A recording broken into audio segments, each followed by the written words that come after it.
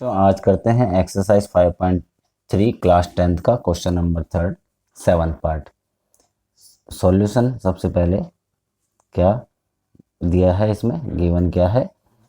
Given है a equal to 8, an equal to 62 और sn equal to 210। हमें find करना है n और d। ठीक है, दो वैल्यू हमें फाइंड करनी है, तीन वैल्यू दे रखी हैं। तो an सबसे पहले an गिवन है तो हम an को ले लेते हैं। an क्या दिया है हमें 62, तो an का फॉर्मूला रख लेते हैं। क्या होता है a प्लस n माइनस 1 और d। an की जगह में यहाँ पर 62 आ गया। a गिवन है हमें 8 प्लस n नहीं गिवन है तो n को छोड़ देंगे -1 और d भी गिवन नहीं है तो d को भी छोड़ देंगे। ठीक है, 62 अपनी जगह पे रहेगा, 8 इधर को आके माइनस का हो जाएगा। यहाँ प्लस का साइन है तो मतलब क्या होता है, ये प्लस माइनस में हो तो दूसरी तरफ जाके साइन चेंज कर देगा अपना। यहाँ रह गया n-1 और d। 62 में से 8 माइनस करो तो क्या बचता है हमारे पास, 62 माइनस 8 हुआ हमारा 54, है ना। 54 इक्वल टू n-1 और d। ये हमारे पास एक वैल्यू आ गई। इसके अलावा आप देखो कोई हम इससे आगे कोई सॉल्यूशन नहीं कर सकते, हम इसको फर्स्ट करके यहाँ पे छोड़ देते हैं। ठीक है, अब हमने दूसरी वैल्यू ले ली एस एन। हमें गिवन क्या है, एस एन यहाँ पे गिवन है। ठीक, एस एन का फॉर्मूला रख लेंगे। एस एन का फॉर्मूला क्या होता है, n by two, two a plus n-1 और डी। अब जो गिवन है हम वहाँ पे वैल्यू रख लेंगे। एस एन की जगह में हमने 210 रख लिया। एन गिवन नहीं है, नहीं गिवन है ना, तो हमने एन को ऐसे ही छोड़ दिया, n/2 ऐसे ही छोड़ दिया। 2 ए की जगह में 8 गिवन है तो रख दिया, प्लस n-1 और डी वैसे ही छोड़ दिया। अब देखो क्या करेंगे, यहाँ पे क्रॉस मल्टीप्लाई होगा ना, तो 210 से 2 से मल्टीप्लाई हो जाएगा। 210 इंटू 2 इक्वल टू n और 2 8 जा 16 प्लस n-1 डी। यहाँ कोई सॉल्यूशन नहीं होता है तो ऐसे ही छोड़ देंगे। ठीक है, 210 यहाँ मल्टीप्लाई हो गया तो ये हो गया 420 इक्वल टू n और अंदर क्या रह गया 16 प्लस n-1 और d। ठीक है, अब देखो इससे आगे कोई सॉल्यूशन नहीं हो रहा, इसका कोई सॉल्यूशन नहीं हो रहा तो हम क्या करेंगे, इसको सेकंड ले लेते हैं। अब जो ये फर्स्ट है देखो n-1 D equal to 54 value है, तो यहाँ पर n-1 डी बच रहा है तो यहाँ पर हम क्या करेंगे 54 पुट कर देंगे। ठीक है ना, सिर्फ क्या करना है, put value of first in second, value of first in second. First की वैल्यू क्या है n-1 डी इक्वल टू 54, तो यहाँ पर n-1 डी की जगह में हम 54 पुट कर देंगे तो ये हो जाएगा 420 इक्वल टू n और 16। ठीक है, प्लस n-1 की जगह n-1 डी की जगह में क्या करना है, ये वाली वैल्यू 54 पुट कर दो। ठीक है, और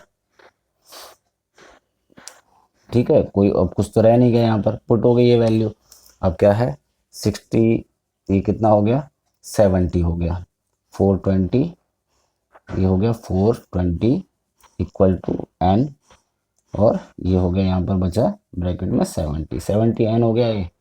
ठीक, अब ये 420 के नीचे आ जाएगा, है ना, 420 के नीचे आ जाएगा 70, मल्टीप्लाई में है नीचे आ जाएगा। n की वैल्यू 0 से 0 कट गया, ये कट गया 6, तो n की वैल्यू क्या आ गई 6।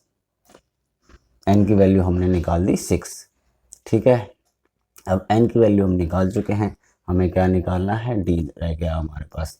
तो d निकालने के लिए क्या करेंगे, हम यहाँ पर किसी भी वैल्यू में n की वैल्यू पुट कर देंगे तो हमारा d निकल के आ जाएगा, है ना। कहीं भी इसमें हम यहाँ पर n की वैल्यू जैसी पुट करेंगे हमें d की वैल्यू या इसमें, तो n equal to 6 put in, n equal to 6 put in first कर लेते हैं। तो n equal to 6 put in first. अब फर्स्ट में पुट करते ही क्या हुआ, 54 प्लस इक्वल टू एन की जगह में क्या 6 पुट कर दिया, -1 और ये डी आ गया। 6 - 1 क्या हो गया 5, तो ये हो गया 54 इक्वल टू 5D। ठीक है, 54 के नीचे आ जाएगा 5 इक्वल टू डी। ये हमारे पास डी की वैल्यू आ गई। ठीक, क्या निकालना था हमें, एन निकालना था और डी निकालना था, तो दोनों वैल्यू हम निकाल चुके हैं। तो इस तरह से हमारा क्वेश्चन नंबर 7th और 8th पार्ट इसका कंप्लीट हुआ। 7th पार्ट कंप्लीट हुआ। 8th पार्ट करते हैं हम एक नेक्स्ट पेपर पे। हम 8 करते हैं। हम यहाँ पर 8th पार्ट लिखा। गिवन क्या है इसमें हमें, a n equal to 4, d equal to 2, s n equal to -14, n find करना है और ए फाइंड करना है। अगर कोई भी हमें 3 वैल्यू दे रखी है तो 2 वैल्यू निकालने में बहुत आसानी होती है। ए एन दे रखा है तो ए एन का हमें फॉर्मूला पता है। हम ए एन को लिखते हैं ए प्लस एन -1 और डी। ए एन की जगह में 4 रख दिया, जो वैल्यू दे रखी है वो पुट कर दो। सिर्फ डी दे रखा है तो ए प्लस एन -1 को ऐसे ही छोड़ दिया और डी की जगह में 2 रख दिया। ठीक है, अब हम यहाँ पर आगे कोई सॉल्यूशन नहीं होता तो हम सीधा क्या करेंगे, एस एन का फॉर्मूला रख के करेंगे। एन अपॉन में 2 ए प्लस एन -1 और डी। यहाँ पर भी सिर्फ हमें डी ही दे रखा है, एस एन दे रखा है एक तो -14, ये पुट कर देंगे। ठीक है, n/2, 2 एक नहीं दे रखा प्लस एन भी नहीं दे रखा। ठीक, डी दे रखा है तो डी को पुट कर देंगे 2। ये 14 यहाँ मल्टीप्लाई हो जाएगा, -28 हो जाएगा। 14 2 जा -28 इक्वल टू एन, और यहाँ पर हो जाएगा ये 2a प्लस यहाँ पर n-1 और 2 ऐसे ही रहने दो। अब देखो एक वैल्यू है a और यहाँ पर भी एक वैल्यू है a, तो हम क्या करेंगे, यहाँ पर a की वैल्यू को लाने की कोशिश करेंगे। ठीक है, तो 4 equal to a plus 2n minus का 2, और ये माइनस का 2 इधर जाके प्लस हो जाएगा। 4 + 2 equal to a plus 2n हो गया, तो ये हो जाएगा 6 equal to a plus 2n। तो सिर्फ a रखने के लिए क्या करेंगे, 6 - 2n इक्वल टू a, क्योंकि हम यहाँ पर देख लेंगे, इसे हमने फर्स्ट मान लिया। क्या देखेंगे कि यहाँ पर कौन सी एक वैल्यू को एलिमिनेट करा जाए, या तो n, दोनों चीज़ें आ रही है ना, इसमें n भी आ रहा है और a भी आ रहा है, तो हम यहाँ पर n तो 2 जगह है तो हम सिर्फ a को एलिमिनेट करने की कोशिश करेंगे। ठीक है, हम वैसे n को एक इसमें a को भी एलिमिनेट कर सकते थे, पर क्या होता है उससे कि थोड़ा सा लंबा हो जाता प्रोसेस। ठीक है, तो यहाँ पर a की जगह में हम 6 - 2n पुट कर लेंगे, तो ये -28 हो गया इक्वल टू n, और 2 अपनी जगह में रहेगा, a की जगह में हमने क्या पुट कर लिया, 6 - 2n, है ना, 6 - 2n। यहाँ लिख देते हैं हम, put a equal to 6 - 2n in, इसको मैंने सेकंड मान लिया, इन सेकंड कर दिया। ठीक है ना, अब यहाँ पर प्लस ये क्या हो जाएगा, n 2 से मल्टीप्लाई हो गया 2n माइनस का 2, ये इस तरह से हो गया। खोलेंगे -28 इक्वल टू n।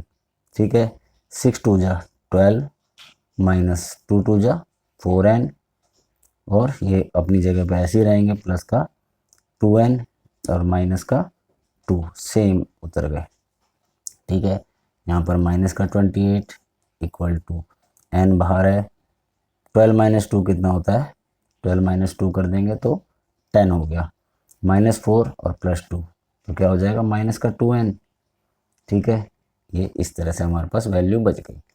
यहाँ पर देखो 2 कॉमन है तो 2 को कॉमन ले लो, ये हो गया -28 इक्वल टू 2 कॉमन आ गया, n पहले से ही बाहर है, यहाँ रह गया 5 - n। ठीक है ना, अब 2 इसके नीचे आ जाएगा, मल्टीप्लाई में आ गया ना 2n, तो इसके नीचे आ जाएगा, यहाँ -28 अपॉन में 2 हो जाएगा इक्वल टू n, और 5 - n, ये इस तरह से रह जाएगा। काट दो इसे, कट रहा है।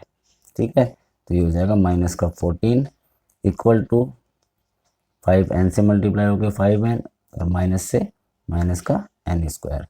ठीक, अब हमारा -14 इधर, या इसको इधर ले आओ, चलो एन स्क्वायर इधर आ गया, प्लस हो गया, ये हो गया माइनस का 5n और माइनस का 14 इक्वल टू इधर रह गया 0, राइट साइड में 0 रह गया, लेफ्ट साइड में आ गए सारे के सारे।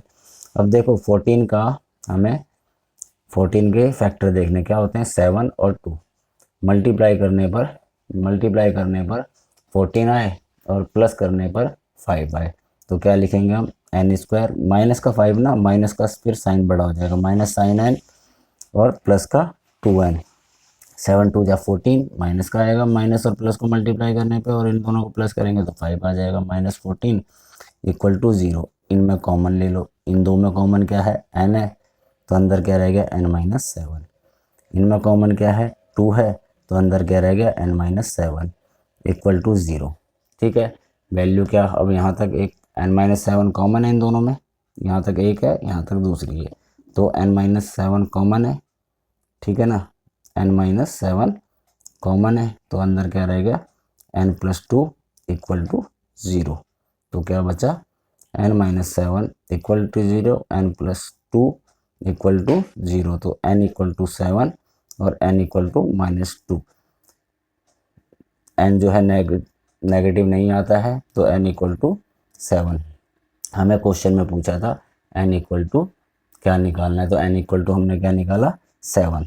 अब ये हमारे पास वैल्यू आई थी फर्स्ट, तो n equal to 7 put in first, अब फर्स्ट में करेंगे तो a आ जाएगा, तो 6 माइनस 2 इंटू एन की जगह में 7 इक्वल टू a, तो ये हो जाएगा 6 माइनस 14 इक्वल टू a, है ना। अब यहाँ पर 6 माइनस 14 कितना होता है, माइनस का 8 इक्वल टू a, ये हमारे पास a की वैल्यू आ गई। नीचे हमने यहाँ पर n की वैल्यू निकाल दी थी, ये निकाली थी हमने n की वैल्यू, ठीक, ये निकाली थी n की वैल्यू और ये निकाली हमने a की वैल्यू।